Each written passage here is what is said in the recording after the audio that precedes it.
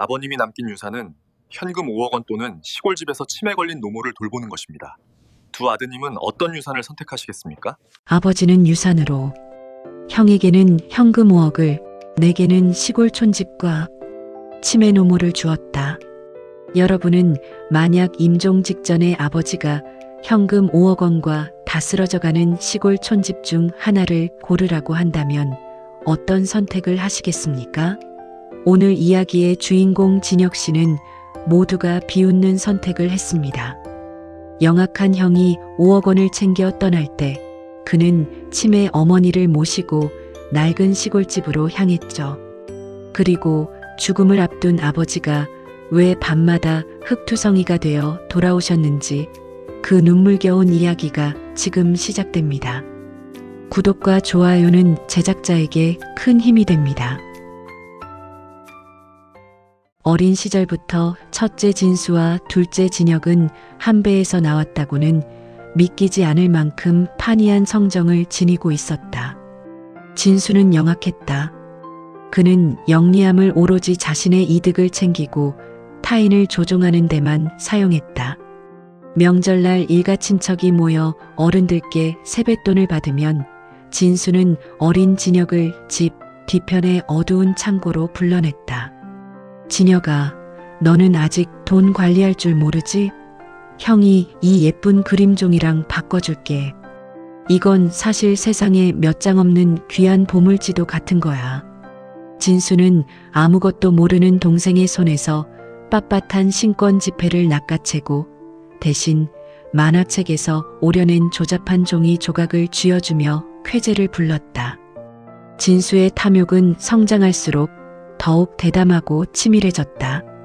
어느 날 아버지가 평생을 아끼던 고가의 골동품 도자기를 깨뜨렸을 때도 진수는 당황하는 기색조차 없었다. 그는 거실 바닥에 흩어진 날카로운 파편들을 조심스레 주워 모아 낮잠을 자고 있던 진혁의 이불 머리맡에 가져다 두었다. 아침에 일어난 아버지가 깨진 도자기를 보고 천둥 같은 소리를 지를 때 진수는 문 뒤에서 차가운 미소를 지으며 떨고 있는 동생을 지켜보았다. 아버지는 그런 큰아들의 탐욕과 영악함을 이미 오래전부터 꿰뚫어 보고 있었다. 하지만 아버지는 매를 들기보다 묵묵히 지켜보는 쪽을 택했다. 아버지는 알고 있었다. 매로 다스린다고 해서 그 뒤틀린 본성이 고쳐지지 않을 것임을. 반면 진혁은 미련할 정도로 정직하고 우직했다.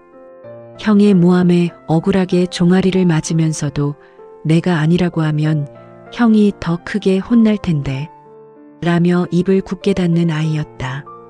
아버지는 그런 진혁을 보며 허허 웃었지만 마음 한구석에는 늘 날카로운 가시가 박힌 듯 무거운 돌덩이가 얹혀 있었다.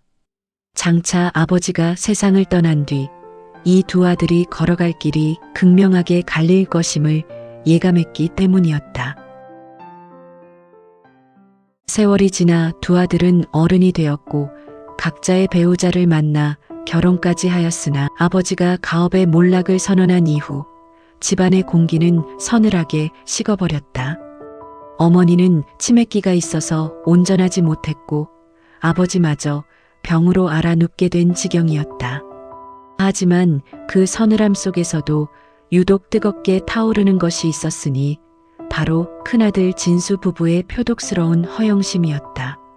그들에게 부모의 파산은 슬픔이 아니라 손해였고 그 손해를 메꾸기 위해 그들이 택한 방식은 자신들보다 형편이 어려운 둘째 진혁 부부를 짓밟으며 우월감을 확인하는 것이었다. 어느 주말 병색이 짙어진 부모님을 뵙기 위해 모인 자리에서 첫째 며느리 미연은 도착하자마자 코를 쥐어짜며 인상을 찌푸렸다. 그녀는 들고 온 에르메스 핸드백이 거실 바닥에 닿을세라 소파 위에 정갈하게 모셔두고는 부엌에서 땀을 흘리며 음식을 준비하던 진혁의 아내 수연을 향해 날카로운 목소리를 내뱉었다. 동서, 집안 꼴이 이게 뭐야? 한기 좀 시켜. 치매 노인네 특유의 키키한 냄새가 옷에 다 배겠어. 아유, 이 옷이 얼마짜리인데? 수연은 가스불 앞에서 뒤돌아보지도 못한 채 서둘러 대답했다. 죄송해요, 형님. 어머님이 방금 옷에 실례를 하셔서 치우느라 좀 늦었어요. 얼른 환기할게요. 그러자 거실 소파에 거만하게 다리를 꼬고 앉아있던 진수가 코웃음을 치며 끼어들었다. 그는 최신형 아이폰을 만지작거리며 동생 진혁을 아래 위로 훑쳤다. 야, 진혁아, 너는 참 팔자가 편해서 좋겠다. 머리 쓸 일 없이 하루 종일 노인네 뒤처리나 하고 말이야. 하긴 너는 어릴 때부터 공부랑은 담쌓았으니까 몸으로 때우는 게 적성에 맞긴 하겠지. 우리처럼 큰 사업하느라 머리 터지는 사람들은 이런 거 하고 싶어도 못해. 진혁은 묵묵히 어머니의 다리를 주무르며 낮은 목소리로 답했다. 형, 사업 바쁜 건 알겠는데 부모님 앞에서는 말 좀 가려서 해줘. 어머니가 듣고 계시잖아. 듣긴 뭘 들어? 정신이 나갔는데. 진수는 어머니를 마치 낡은 가구 취급하며 말을 이었다. 내 말 틀렸어. 너는 학벌도 변변치 않고 기술도 없으니까 부모님 수발이라도 들어야 나중에 자식들 보기에 덜 부끄럽지 않겠니? 우리 마누라는 명품 가방 하나를 사도 급이 다른 걸 사는데 동서 봐라. 시장 바닥에서 산 것 같은 앞치마 두르고 저러고 있는 게 어휴, 격 떨어진다 정말. 미연은 기다렸다는 듯 거들었다. 동서, 우리가 매달 보내주는 그 푼돈이나 받으면서 입 닥치고 수발 들어. 감히 어디서 형님 대접을 받으려고 들어? 우리는 조만간 강남 펜트하우스로 옮길 계획이라 몸이 10개라도 모자라거든. 돈 없는 사람이야 몸으로 때우는 게 당연한 거니까 억울해하지 말고. 수연의 손이 미세하게 떨렸다. 그녀 역시 한 집안의 귀한 딸이었고 정당하게 일하며 살아가는 사람이었지만 부모님을 모시는 일을 천한 몸놀림으로 비하하는 형님 부부의 독설에는 가슴이 미어졌다. 진혁은 그런 아내의 뒷모습을 보며 주먹을 꽉 쥐었다. 진수 부부는 식사 내내 자신들이 새로 산 외제차와 사교 모임 이야기를 떠들어대며 정성껏 음식을 차린 수연의 노고를 가정부 수준으로 격하시켰다. 아버지는 초점 없는 눈으로 그 광경을 지켜보고 계셨다. 장남의 입에서 나오는 독설이 아내와 차남의 가슴에 박힐 때마다 아버지의 주름진 손등 위에는 파르르 경련이 일었다. 진혁과 수연은 끝내 대꾸하지 않았다. 무식해서가 아니라 그것이 부모님 앞에 지켜야 할 마지막 예의라고 믿었기 때문이었다. 하지만 그들의 침묵은 진수 부부에게는 승리의 징표로 읽혔고 오만함은 하늘을 찌를 듯 높아져만 갔다. 그들은 알지 못했다. 자신들이 몸만 쓰는 하찮은 일이라 비웃었던 그 헌신이 훗날 어떤 거대한 기적으로 돌아올지 말이다. 병세가 깊어져 거동조차 힘겨워진 아버지는 임종을 앞둔 마지막 몇 달 동안 이해할 수 없는 기묘한 행동을 반복하기 시작했다. 낮에는 초점 없는 눈으로 천장만 바라보며 가쁜 숨을 몰아쉬다가도 모두가 잠든 깊은 밤이면 어디서 그런 기력이 나오는지 홀로 거실에 나와 앉아 계시곤 했다. 진혁은 어느 날 밤 물을 마시러 나왔다가 거실 불도 켜지 않은 채 어둠 속에 덩그러니 앉아있는 아버지의 뒷모습을 보았다. 아버지는 잠든 어머니의 얼굴을 조심스레 쓸어내리며 어깨를 들썩이고 있었다. 나 먼저 가면 저 할망구는 어쩌나? 저 모진 큰놈 손에 내 아내를 어찌 맡기고 가나?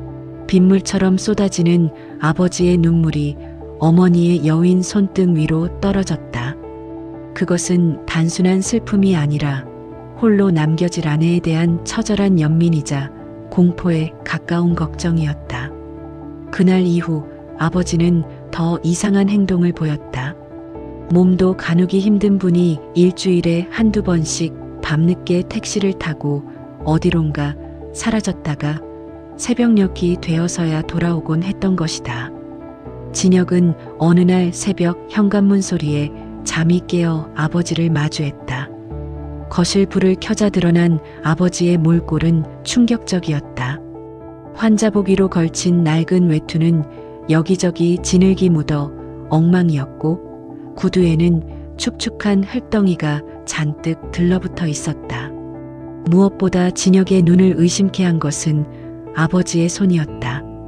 마디마디가 뒤틀린 아버지의 손가락 끝, 그 거친 손톱 밑에는 검은 흙이 마치 문신처럼 깊게 박혀 있었다.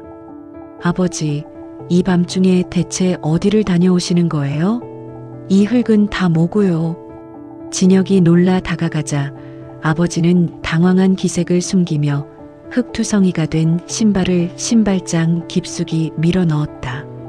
아버지는 가쁜 숨을 몰아쉬며 아들의 시선을 피했다. 옛날 생각이 나서 고향 땅 기운 좀 얻으러 시골집 텃밭에 다녀왔다. 그냥 바람 좀 쐰 거야. 말도 안 되는 핑계였다.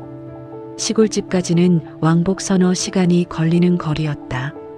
병든 몸으로 그 먼 곳까지 가서 무엇을 하셨기에 옷이 흙투성이가 되고 손톱 밑에 흙이 박힌단 말인가.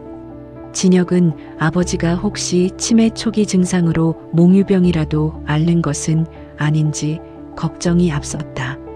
하지만 아버지는 그저 떨리는 손으로 진혁의 손을 꽉 잡으며 간절하게 되풀이할 뿐이었다. 진혁아, 내 엄마를 제발 부탁한다. 다른 건 다 잃어도 좋으니 내 엄마가 마지막으로 머물 그 시골집 텃밭만큼은 절대 남에게 넘기지 마라. 내 말 꼭 명심해라. 그 땅은 그냥 흙이 아니다. 아버지의 눈동자는 평소의 흐릿함과는 달리 기괴할 정도로 형형하게 빛나고 있었다. 새벽 공기에 섞여 들어온 비릿한 흙냄새와 아버지의 거친 숨소리.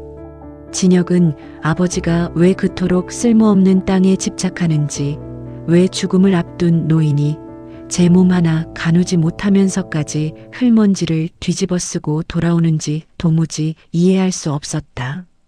그저 아버지가 과거의 영광을 잊지 못해 고향 땅에 남은 미련을 털어내지 못한 것이라 짐작할 뿐이었다. 하지만 그날 새벽 신발장 밑으로 떨어진 마른 흙더미 위로 비친 아버지의 그림자는 마치 무언가 거대한 비밀을 짊어진 고독한 파수꾼처럼 보였다. 아버지는 그 칠흑 같은 어둠 속에서 아무도 짐작하지 못한 가문의 마지막 숨통을 붙잡고 홀로 사투를 벌이고 있었다. 진혁은 그 흙투성이 신발이 훗날 어떤 진실을 향해 자신을 인도할지 그때는 상상조차 하지 못했다. 병원의 특실아는 소독약 냄새보다 더 지독하고 차가운 침묵이 지배하고 있었다. 산소호흡기에 의지해 가쁜 숨을 내뱉는 아버지의 가슴이 힘겹게 오르내릴 때마다 진수의 눈동자는 마치 먹잇감을 노리는 맹수처럼 번뜩였다. 그에게 이 순간은 아버지와의 이별이 아니라 평생을 기다려온 보상의 시간이었다.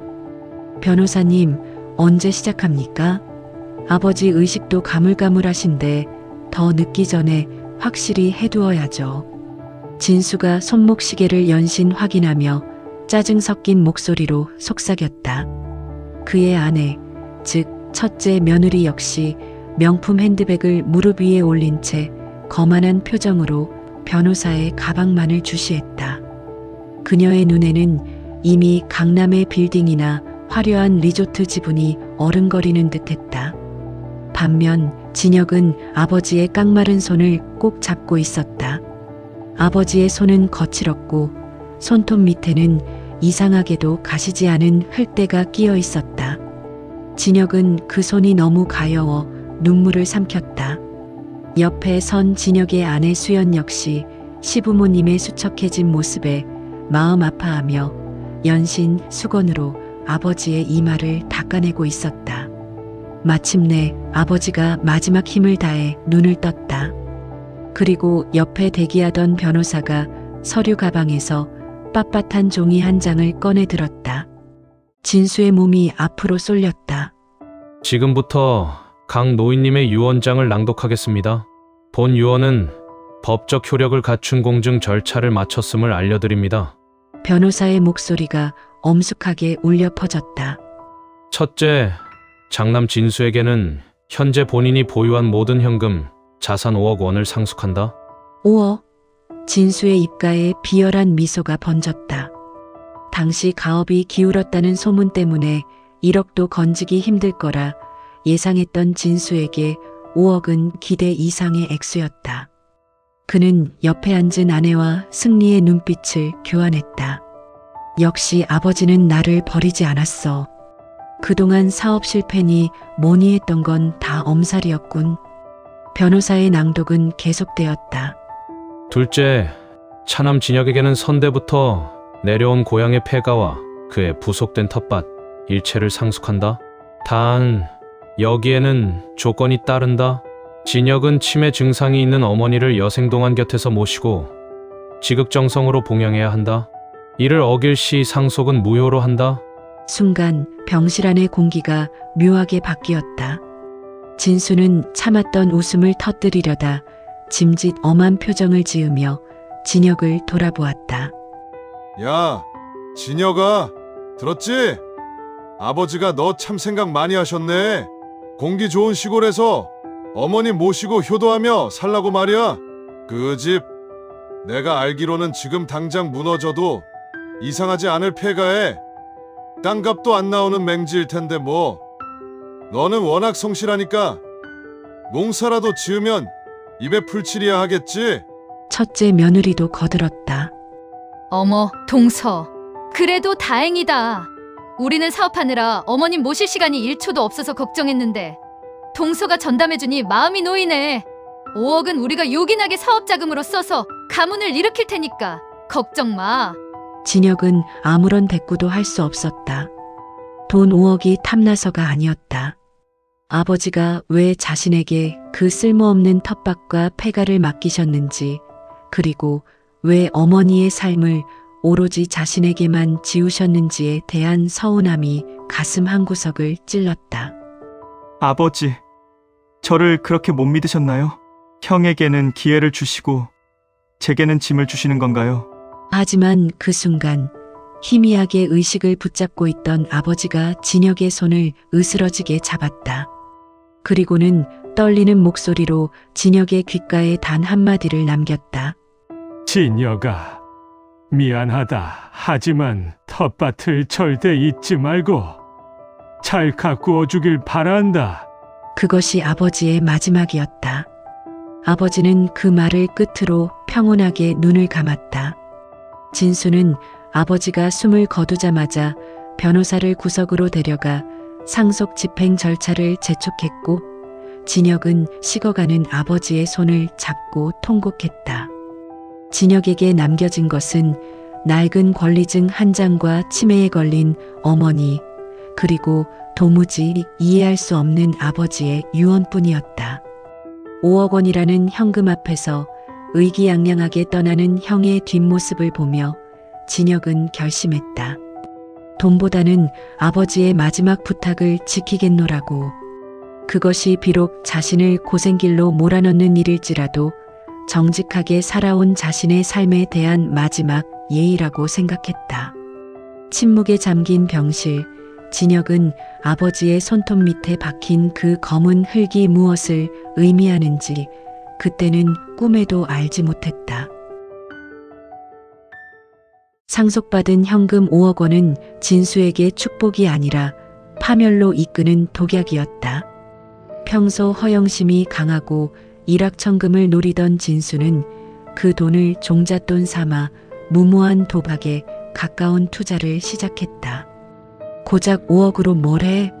한 달 안에 30억으로 불려주지.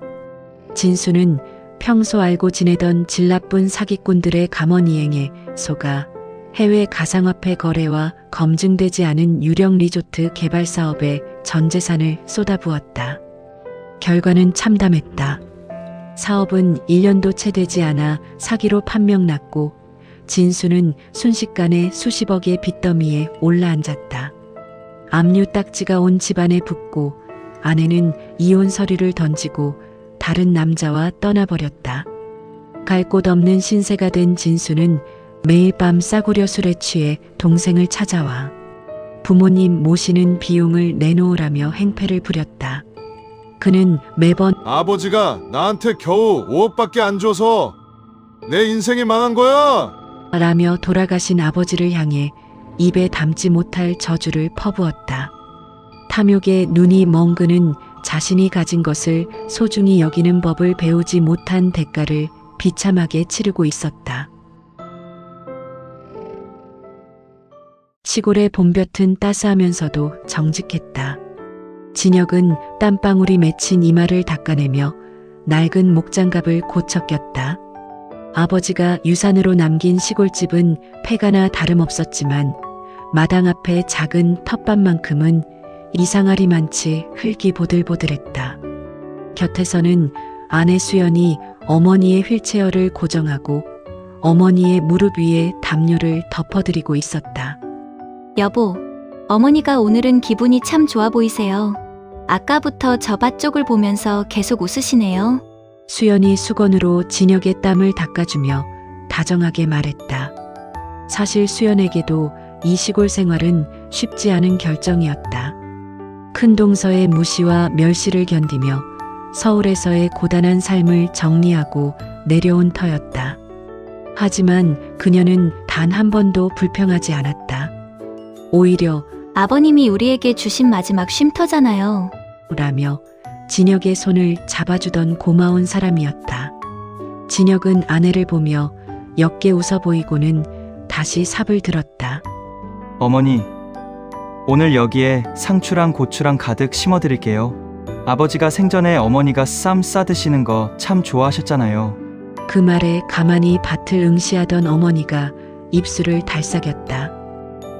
아범아, 흙 속에 아버지가 있다. 네. 아버지는 하늘나라에 계시죠. 여기는 아버지가 가꾸시던 밭이고요. 진혁은 치매 증상으로 엉뚱한 말씀을 하시는 거라 생각하며 밭의 한가운데를 깊게 찔러 넣었다. 그런데 그때였다. 챙강, 부드러운 흙바닥 아래에서 날카로운 금소금이 울려 퍼졌다. 돌덩이라기엔 너무나 맑고 둔탁한 소리였다. 진혁의 손끝에 찌릿한 진동이 전해졌다. 옆에서 지켜보던 수연도 눈을 크게 떴다. 여보, 뭔가 걸린 거 아니에요? 커다란 돌인가? 진혁은 호기심에 삽 주변의 흙을 조심스럽게 걷어내기 시작했다. 30cm 정도 파내려가자 짙은 감색의 방수천이 모습을 드러냈다. 진혁의 심장이 이유 없이 뛰기 시작했다. 그는 삽을 내려놓고 무릎을 꿇은 채 맨손으로 흙을 파헤쳤다. 수연도 어느덧 곁으로 다가와 숨을 죽였다. 방수천을 걷어내자 낡은 항아리의 뚜껑이 나타났다. 진혁이 힘겹게 뚜껑을 들어 올린 순간 그곳에 모여있던 세 사람의 시야로 믿기지 않는 광경이 펼쳐졌다. 오후의 황금빛 햇살이 항아리 안으로 쏟아져 들어갔다. 그 안에는 어둠을 밀어내듯 찬란하게 빛나는 골드바들이 빼곡히 들어차 있었다. 하나, 둘, 셋.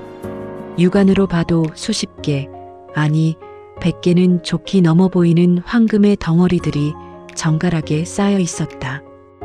세상에, 이게 다 뭐야? 여보, 이게 지금 꿈은 아니죠?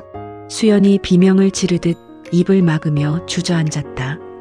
진혁은 떨리는 손으로 금괴 하나를 집어 올렸다. 묵직했다. 차가운 금속의 감촉 뒤로 뜨거운 열기가 느껴지는 것 같았다. 그 순간 진혁의 머릿속에 아버지가 병상에서 마지막으로 건넸던 음성이 천둥처럼 울렸다. 진혁아, 텃밭을 절대 잊지 마. 내 엄마를 지킬 힘은 그 땅 밑에 있다. 당시에는 그저 노망 섞인 헛소리라 치부했던 그 말이 이제야 비수가 되어 심장을 찔렀다. 아버지는 이미 알고 계셨던 것이다. 영악한 큰아들이 현금을 가져가고 미련한 둘째가 이 버려진 땅을 택할 것임을, 그리고 그 미련한 선택이 결국 아버지가 숨겨둔 진심에 도달할 것임을. 그때 휠체어에 앉아있던 어머니가 비틀거리며 일어나 밭으로 다가왔다.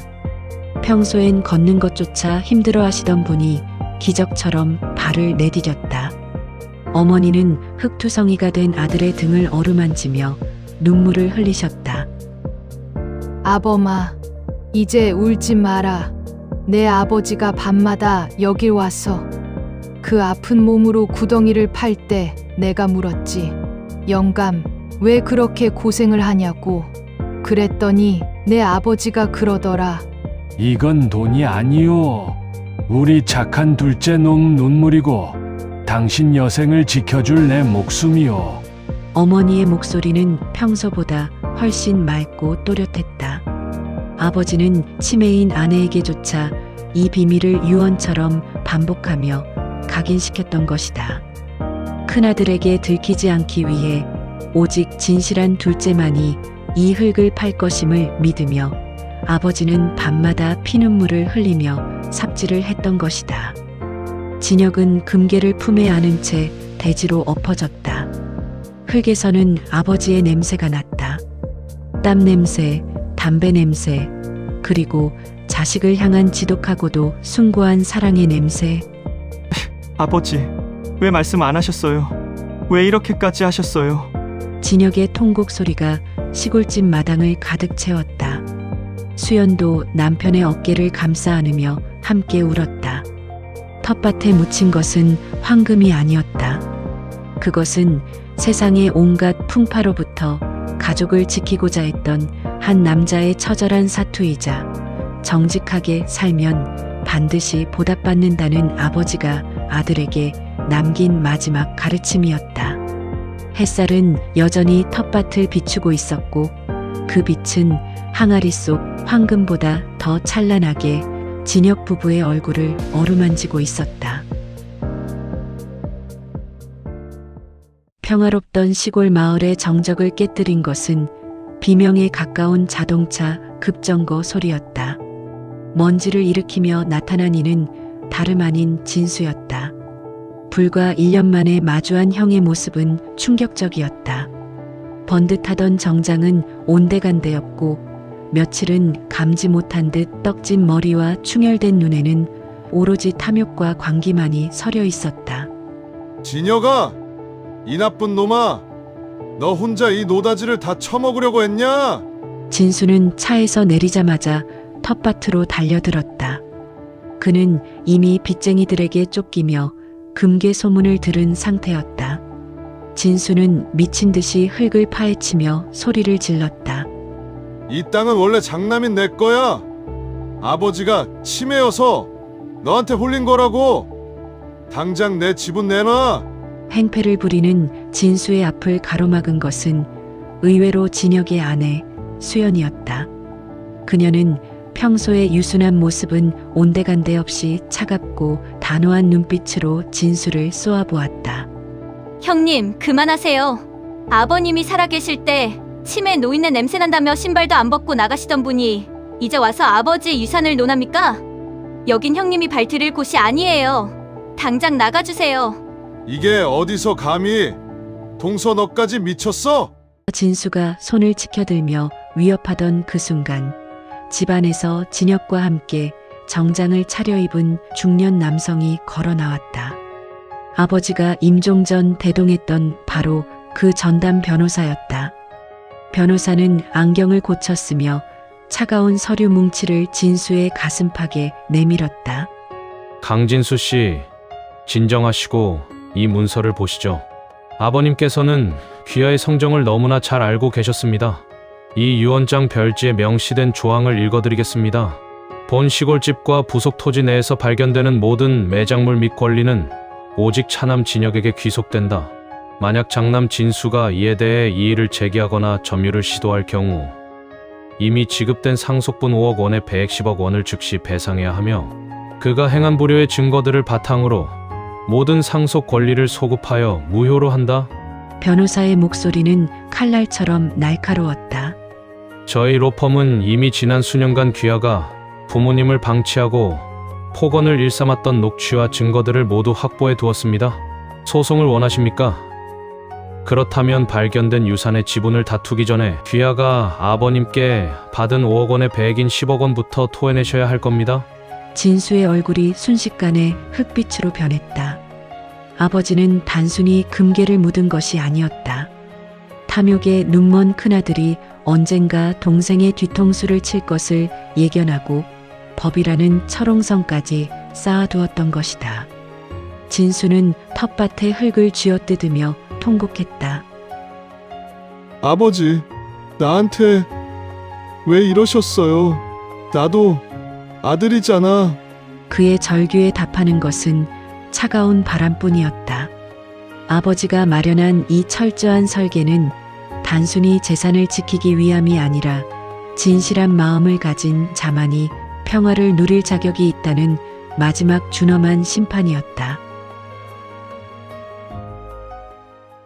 진혁은 텃밭에서 발견된 금괴를 결코 탐욕스럽게 휘두르지 않았다.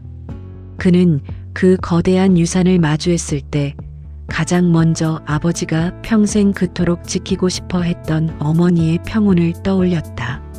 진혁은 금괴를 처분한 자금으로 가장 먼저 폐허갔던 시골집을 다시 짓기 시작했다. 하지만 그것은 화려한 저택이 아니었다. 새로 지은 집은 어머니의 야윈 발걸음을 배려한 따뜻한 보금자리였다. 휠체어를 타고도 집안 어디든 제약 없이 다닐 수 있도록 문턱을 모두 없앴고 차가운 바닥 대신 아버지가 생전에 좋아하시던 은은한 소나무 향이 나는 원목을 깔았다. 특히 거실 한쪽 벽면은 거대한 통유리창으로 설계했다. 치매로 인해 바깥 출입이 자유롭지 못한 어머니가 사계절의 변화를 안방에서도 만끽할 수 있게 하려는 진혁의 깊은 배려였다. 집이 완공되던 날 진혁은 어머니의 손을 잡고 마당으로 나갔다. 아버지가 밤마다 피눈물을 흘리며 삽질을 했던 그 텃밭은 이제 더 이상 황금이 숨겨진 차가운 땅이 아니었다. 수연과 진혁이 정성껏 일군 그곳에는 어머니가 좋아하는 수국과 작약이 흐드러지게 피어났고 한쪽에는 싱싱한 상추와 고추가 따스한 햇살을 받으며 자라나고 있었다. 어머니는 꽃밭 앞에 멈춰서서 한참을 바라보시더니 맑아진 눈으로 진혁을 보며 환하게 웃으셨다. 아범아, 저기 좀 봐라. 아버지가 참 농사를 잘 지어 놓으셨구나. 꽃들이 꼭 내 아버지 웃는 얼굴 같다. 어머니의 그 한마디에 진혁은 참아왔던 눈시울이 붉어졌다. 어머니는 비록 기억의 파편들을 잃어버렸지만 이 땅에 서린 남편의 지독한 사랑만큼은 심장으로 느끼고 계셨던 것이다. 진혁은 이제 깨달았다. 아버지가 텃밭 깊숙이 묻어둔 것은 차가운 금괴만이 아니었다는 것을. 아버지는 탐욕스러운 세상으로부터 정직한 아들을 보호하고 싶었고 홀로 남겨질 아내에게 든든한 울타리를 만들어주고 싶어 하셨다. 아버지가 묻어둔 진정한 유산은 진실한 마음은 결코 배신당하지 않는다는 소박하지만 위대한 정의였으며 가족을 지키기 위해 죽음의 문턱 앞에서도 삽을 들었던 한 남자의 숭고한 부성애였다. 저녁 노을이 텃밭 위로 붉게 물들 때면 진혁은 마당 평상에 앉아 어머니와 함께 아버지가 남긴 풍경을 감상한다. 화려한 도시에서의 삶이나 형 진수가 쫓던 일확천금은 이제 먼지보다 가볍게 느껴졌다. 진혁은 매일 아침 텃밭의 흙을 만지며 아버지의 영혼과 대화한다. 아버지, 이제 걱정하지 마세요. 어머니는 제가 끝까지 잘 모실게요. 아버지가 지켜주신 이 땅에서 저희 정말 행복하게 잘 살겠습니다. 바람을 타고 들려오는 풀벌레 소리가 마치 아버지의 허허로운 웃음소리처럼 들려왔다. 아버지가 남긴 마지막 진심은 금빛 항아리가 아니라 지금 진혁의 곁에서 환하게 웃고 있는 어머니의 미소 속에 영원히 살아 숨쉬고 있었다. 이번 이야기 끝. 이 이야기가 재미있으셨다면 구독과 좋아요를 부탁드립니다. 더 많은 따뜻한 이야기들을 만나실 수 있습니다. 감사합니다.